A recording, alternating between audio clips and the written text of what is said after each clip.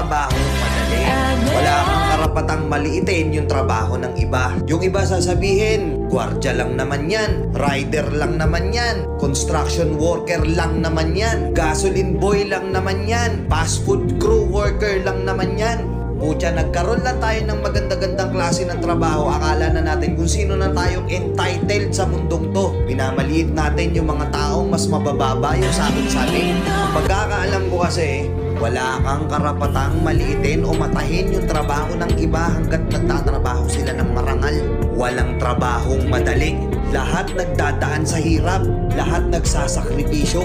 Kaya kung iniisip mong porket maganda-ganda yung trabaho mo, malaki-laki yung sinasahod mo, mamaliitin mo na yung mga trabaho ng mga taong nagtatrabaho na mas maliit yung sahod sa'yo.